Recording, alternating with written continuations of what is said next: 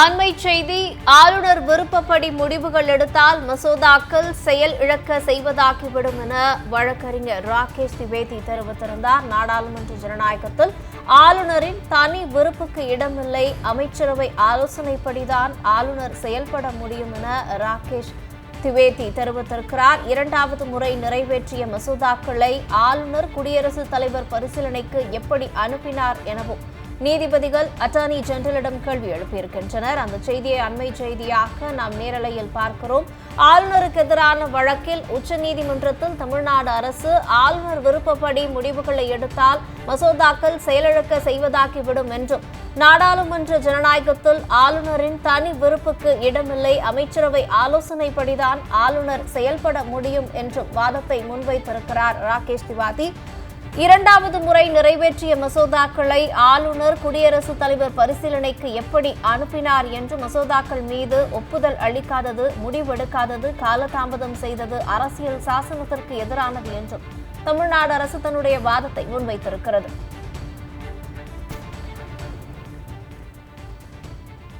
ஆளுநர் விருப்பப்படி முடிவுகள் எடுத்தால் மசோதாக்கள் செயலிழக்க செய்வதாகிவிடும் என வழக்கறிஞர் ராகேஷ் திவேதி தன்னுடைய வாதத்தை முன்வைத்திருக்கிறார். அது குறித்த கூடுதல் விவரங்களை செய்தியாளர் பால் முருகனிடம் கேட்கலாம். பால் முருகன், ஆளுநருக்கு எதிரான வழக்கில் உச்சநீதிமன்றத்தில் தமிழ்நாடு அரசு வாதத்தை முன்வைத்திருக்கிறது. இந்த வழக்கு குறித்த கூடுதல் விவரம் என்ன, பதிவு பண்ணுங்க.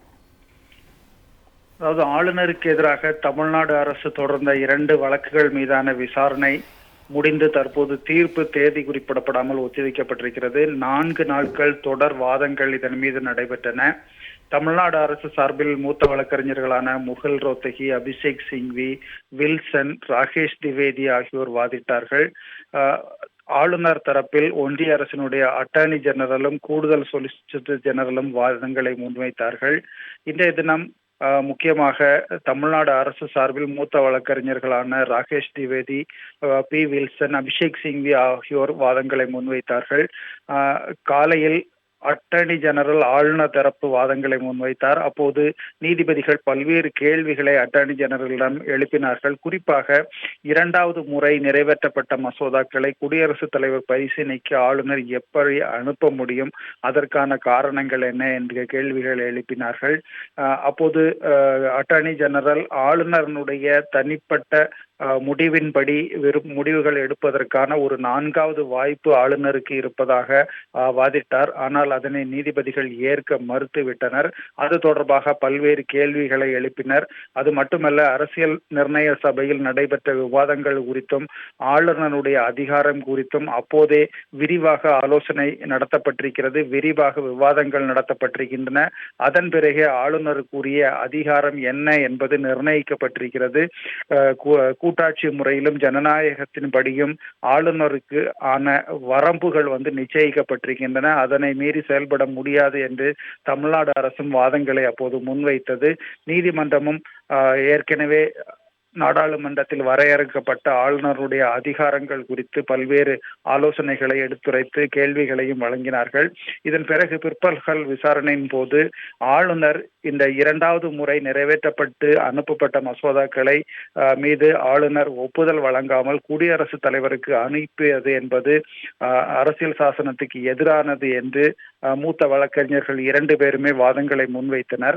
ஆகவே ஆளுநருடைய இந்த செயலை ரத்து செய்து உத்தரவிட வேண்டும் என்றும் நீதிமன்றத்தில் தமிழ்நாடு அரசு சார்பில் வாதங்கள் முன்வைக்கப்பட்டிருக்கின்றன. ஆளுநருக்கு அதிகாரங்கள் இல்லாத போது குடியரசுத் தலைவருக்கு இந்த மசோதாக்கள் அனுப்பிய வகையில் அந்த குடியரசுத் தலைவருக்கு அனுப்பப்பட்ட விவகாரத்தில் அனைத்தும் செல்லுபடியாகாமல் போய்விடும் என்கிற வாதத்தையும் தற்போது உச்சநீதிமன்றத்தில் தமிழ்நாடு அரசு வாதங்களாக முன்வைத்திருக்கிறது. அதாவது ஆளுநர் எடுத்த முடிவு என்பது தவறாக இருக்கும்போது குடியரசுத் தலைவர் இனிமேல் அதன் மீது எந்த முடிவும் எடுக்க முடியாது என்கிற வாதத்தை தான் தற்போது தமிழ்நாடு அரசு முன்வைத்திருக்கிறது. இந்த வாதங்கள் அனைத்தும் தற்போது முடிவடைந்திருக்கின்றன. வழக்கினுடைய நிறைவாக நீதிபதிகள் மேலும் சில கேள்விகளை 2 தரப்புக்கும் வழங்குவதாக கூறியிருக்கிறார்கள். அதன் மீதும் விரிவான எழுத்து மூலமான வாதங்களை 1 வாரத்தில் தாக்கல் செய்ய தமிழ்நாடு அரசிற்கும் அதே போன்று ஆளுநர் தரப்புக்கும் இருவருக்கும் ஆலோசனை வழங்கி தற்போது தீர்ப்பு ஒத்திவைக்கப்பட்டிருக்கிறது. தேதி குறிப்பிடாமல் தீர்ப்பை ஒத்திவைத்திருக்கிறார்கள். ஒட்டுமொத்தமாக 4 நாள் நடைபெற்ற வாதத்தில் தமிழ்நாடு அரசினுடைய வாதங்களை பெருவாரியாக உச்சநீதிமன்ற நீதிபதிகள் ஏற்றுக்கொண்டிருக்கிறார்கள். அதே நேரத்தில் ஆளுநர் தரப்பில் அட்டார்னி ஜெனரல் வெங்கட்ரமணி முன்வைத்த வாதங்களை நீதிபதிகள் பல கட்டங்களில் நிராகரித்திருக்கிறார்கள் என்பது குறிப்பிடத்தக்கது. கூடுதல் விவரங்களை வழங்கியமைக்கு நன்றி பால்முருகன்.